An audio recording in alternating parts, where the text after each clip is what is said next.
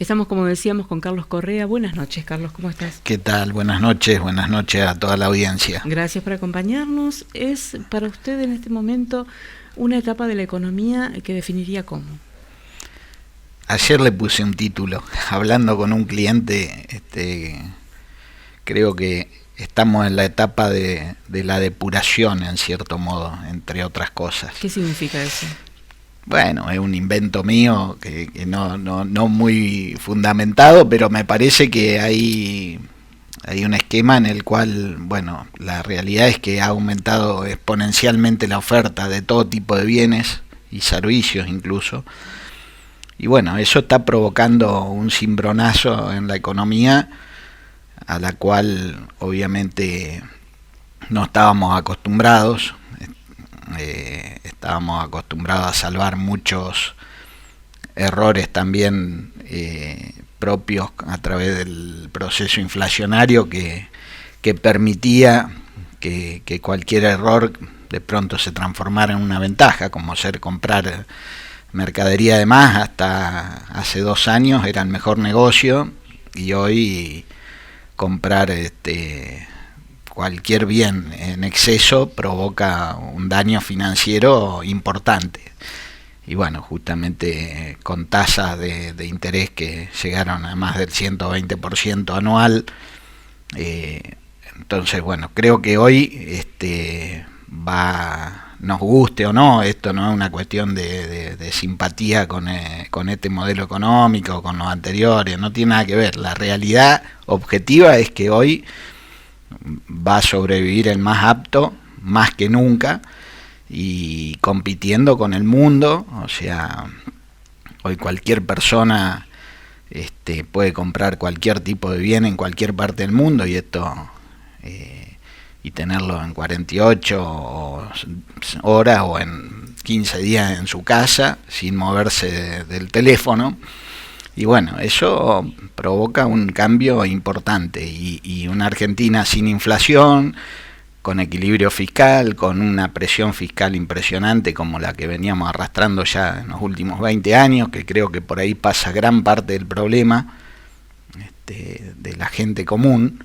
O sea, creo que pensar en soluciones como ¿Cuál es el problema de la gente común? La gente común, o sea, la mayoría de la gente, bueno, está en boga hoy, que es el endeudamiento, y lo tiene porque el dinero no le alcanza.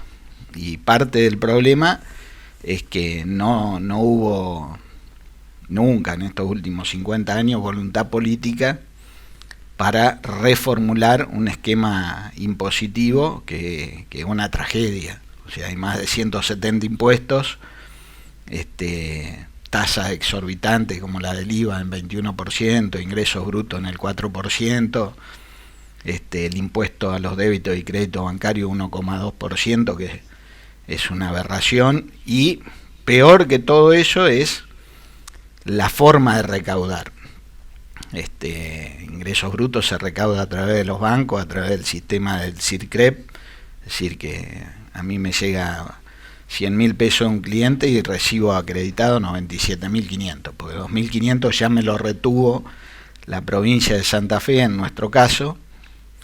Entonces, ¿qué está sucediendo? Que muchos contribuyentes, debido a este régimen de adelantarle el impuesto al fisco provincial, bueno, también hay un régimen de percepciones, es decir, que yo cada vez que le compro a un proveedor me percibe ingresos brutos. Entonces, al final termino teniendo saldo a favor.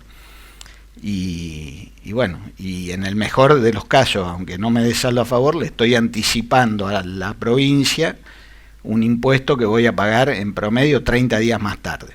Esto es una cosa que o sea, no estamos hablando de eliminar impuestos, estamos hablando de eliminar regímenes perversos como lo son los anticipos del impuesto a las ganancias. Otra aberración que ha provocado situaciones muy desagradables en empresas y en individuos que realmente, bueno, creo que pasa por ahí, bajar, y por eso hay tanta evasión, porque no pagar los impuestos es una ventaja enorme para aquel que está en la informalidad.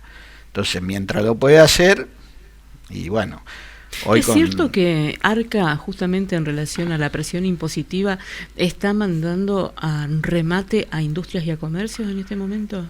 Bueno, no me consta, no conocía remates, pero hoy, por ejemplo, hablé con un abogado de Arca y me dijo que en el mes de agosto lleva firmadas por parte de él 205 demandas, o sea, que terminan en embargo concretamente, o sea, porque en general ¿Y esta muchos cifra, de esos... qué quiere decir? ¿Es alta esta cifra? Sí, muy alta. Un solo abogado de Arca Santa Fe, o sea que la cantidad de juicios que se están iniciando y eso terminan en quiebra. Y no sé si en quiebra, pero terminan en embargo de cuentas bancarias, en todo un costo realmente alto. Entonces, bueno, digo, hay mucha evasión, es una discusión como el huevo y la gallina, porque los impuestos son altos, hay evasión, o si el día que bajen vamos a seguir evadiendo. Entonces la solución, lo que está claro es que hay que aumentar la base de tributación, tiene que haber más empresas y más individuos pagando impuestos,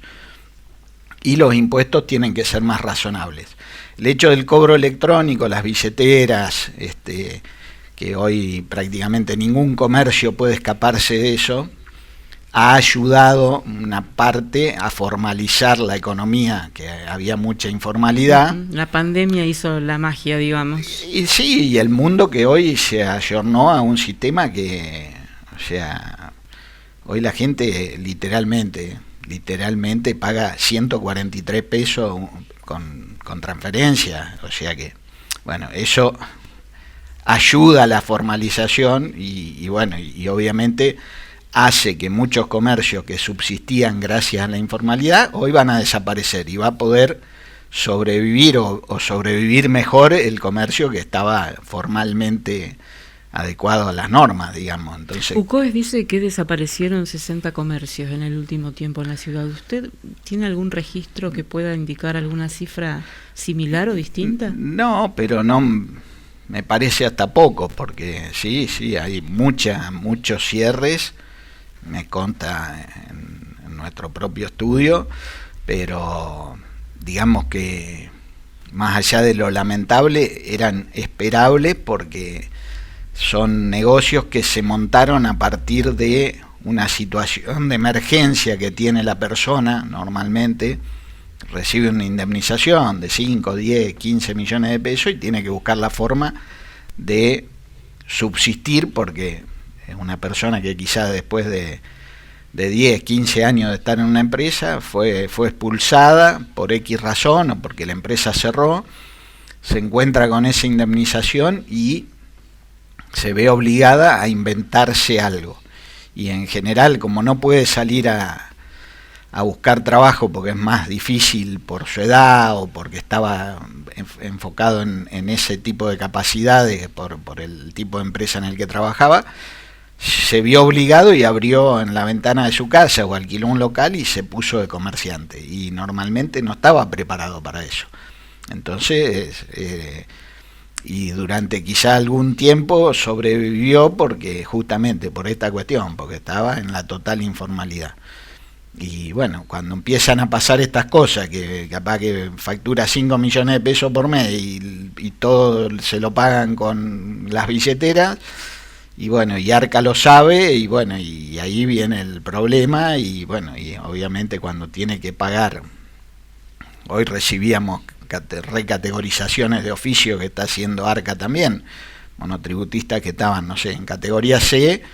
Arca sabe los ingresos que tuvo y los recategoriza, no sé, tengo caso concreto a la G, porque es muchísimo más alta, saltó 6, 7 categorías, porque bueno, como decía al principio, hay un proceso que va a ser muy duro, muy doloroso, es inevitable, la inflación no va a tapar más ningún error, la formalización de los cobros hace que el comercio informal esté en jaque y bueno. ¿Está viendo? Porque mucho se habla de este tiempo requiere una reconversión en varios espacios. y está viendo hacia dónde va la reconversión en nuestra zona, porque el que está en la cordillera lo tiene bastante más sencillo de pensar. No, nosotros estamos, va a ser, como decía, va a ser muy duro porque, bueno, hay que reconvertirse, hay que hacer el negocio diferente. Creo que hay algunas cuestiones básicas que pueden ayudar, que siempre lo comento también. O sea, hay tanta mediocridad en general, que destacarse, o sea, haciendo algunas cosas bien, ya uno se puede diferenciar. Entonces creo que hay que buscar por ahí soluciones, más allá de que va a ser duro, porque bueno, estábamos acostumbrados a que siempre venga la salvación por el lado de una hiperinflación, un plan platita. Todo eso, en principio, creo que la sociedad sabe que no, que durante los últimos 50 años, para decir una cifra de años acotada, podríamos decir más años, pero bueno, en los últimos 50 años todo eso no funcionó y estamos donde estamos gracias a eso, a que emitir papelito de colores no sirve. Y por eso, bueno, la reforma del Banco Central que se votó anoche en diputados me parece muy interesante y fuera de toda cuestión partidaria, así que creo que le impide justamente al Banco Central seguir financiando al Tesoro, o sea, concretamente al Estado Nacional, para que pueda gastar más de lo que recibe como recaudación. ¿Por qué la inflación no baja sustancialmente? Porque estamos ahora en, no sé, 25% anual. Sí, porque ningún país del mundo la resolvió la inflación. Hay una inercia y hay una cultura y hay una resistencia incluso, porque, y bueno, hay sectores que cuando pueden meter un aumento lo meten sin ningún tipo de fundamento, a mi humilde entender, ¿no? Entonces creo que hay una cultura y hay gente que se resiste a que tenemos que ir hacia un proceso de ¿Por qué entender que sin ningún tipo de fundamento cuando hablamos de el hecho de que para muchos sectores no está alcanzando el dinero? No, pero digo, sin fundamento aumentan, porque hay sectores que aumentan, pero simplemente porque, bueno, no son un oligopolio ni un monopolio, mucho menos, pero son sectores que quizás pueden aprovecharse de un producto como más estancos o con menos competencia. Claro, con menos competencia y bueno, y esos sectores siguen aprovechándose, creyendo de que, pero bueno, en algún momento van a dejar de estar un poco solos y bueno, y van a tener que aceptar las reglas de que lo que pasa en el mundo, o sea, hay que ser eficiente en cualquier rama de actividad, sea industria, comercio. ¿Aparecieron más importadores en esta nueva etapa de la economía? Yo no sé si aparecieron más importadores. Yo siempre cuento el mismo ejemplo. Yo fui a 22 ediciones a una feria de Buenos Aires, 11 años seguidos, a una feria en la cual eran 300 expositores, de los cuales todos eran importadores, prácticamente, ¿no? Había un 10%, 30 empresas que éramos de producción nacional. Y esa feria hoy, nosotros dejamos de ir fue la última, la de la pandemia, o sea, dejamos de ir hace 6 años y se hizo la semana pasada y sigue igual, o sea, sigue habiendo 300 expositores, en su inmensa mayoría todos importadores, los 3 organizadores son 3 grandes importadores.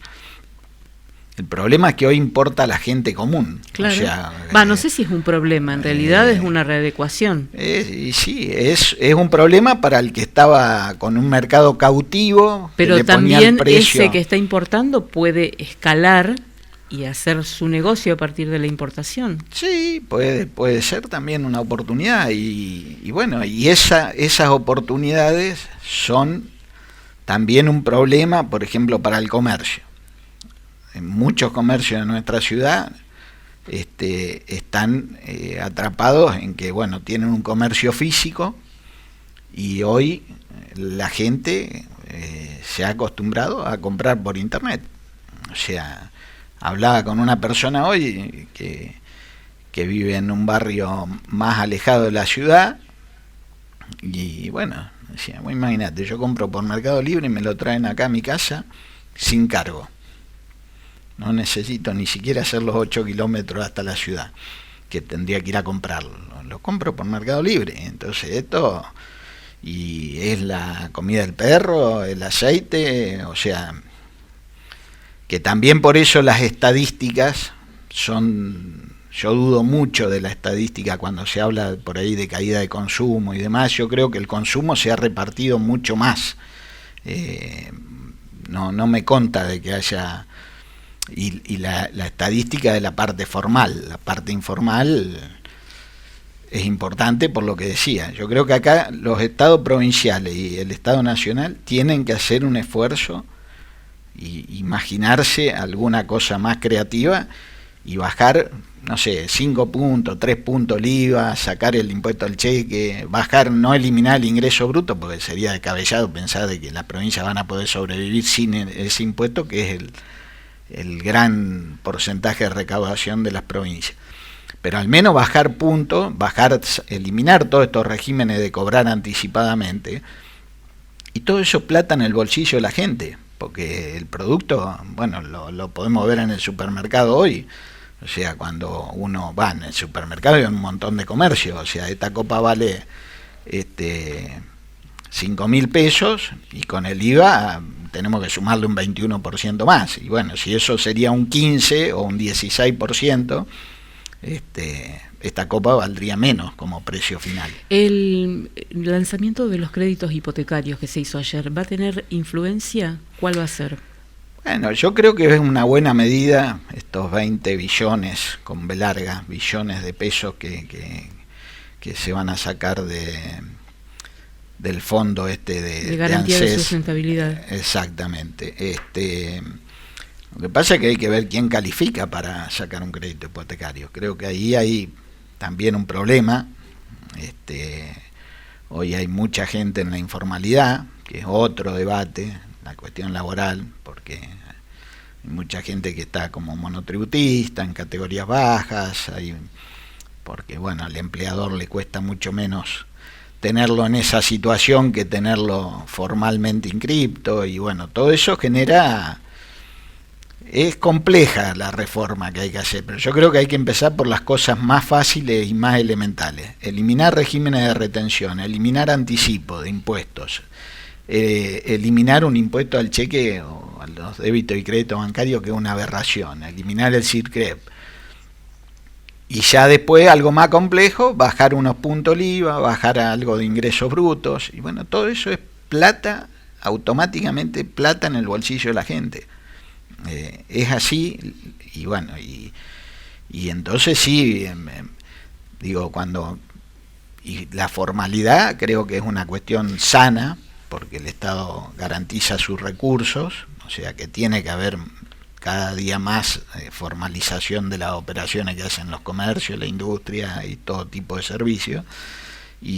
Carlos, y para terminar, ¿cómo está la ciudad en actividad económica a lo que va evolucionando de la que usted puede comprobar? Yo entiendo que están desapareciendo en general, por supuesto que hay excepciones, comercios que eran una fantasía.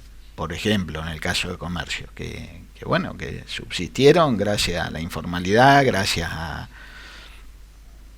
la inflación que tapaba todo, y hoy esa posibilidad no existe más. Los alquileres están tomando un precio realmente que hoy ya volvieron a significar un 5% del valor del inmueble de renta anual, o sea que en 20 años una persona recupera la inversión con el alquiler y se queda con el inmueble valorizado, o sea que eso es bueno para el propietario, es malo para el comerciante que tenía un local alquilado a precios relativamente bajos. Hoy se ajustaron a otra realidad, y bueno, todo eso presionó para que haya una mayor presión de costo para ¿Y en lo algunos. Industrial? Y bueno, el comercio, industria y construcción son los 3 sectores menos favorecidos, y el sector industrial salvando las empresas que están atadas justamente a la minería, a la energía y al agro, claro, son los tres sectores, los grandes ganadores de este esquema, son minería, energía y el agro. Entonces, y los grandes perdedores, comercio, industria y construcción a nivel general. Pero bueno, Argentina, creo que el aumento de la generación de riqueza, o sea que el PBI aumente, va a ser la única salida para que la gente gane más dinero. No hay otra forma, Eso Arriazu lo dice con mucha dureza y con una claridad espectacular. Para poder ganar más tenemos que generar más riqueza. No es imposible la ecuación sin que aumente más la riqueza. Gracias, Carlos.